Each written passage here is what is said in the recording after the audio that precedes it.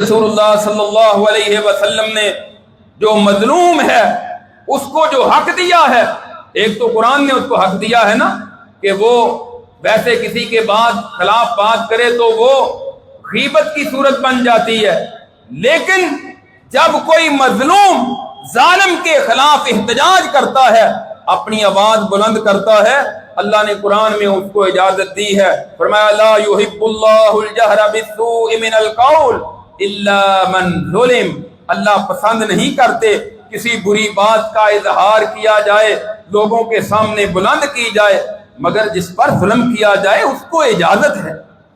कि जिस पर जुल्म हो रहा है वो जालिम के खिलाफ अपनी आवाज बुलंद करे, अल्लाह इजाजत देते हैं। और दूसरी तरफ जालिम को तंबीह की कि मजलूम की बददुआ से बच जाओ।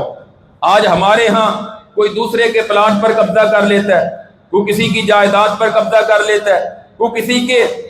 पैसे हथिया लेता है, कोई रिश्वत के तौर पर, कोई सूद के तौर पर, कोई किसी से उधार लेकर वापस नहीं देता, वो किसी से कोई माल लेता है उसकी कीमत अदा नहीं करता, और वो ये समझता है कि मुझे कौन पकड़ेगा, मुझसे कौन ले लेगा। ये हरकत दुनिया में करते हो और ये याद नहीं रखते कि अगर मजलूम ने बद्दुआ दे दी तो तुम्हारी आखिरत तबाह बर्बाद हो जाएगी।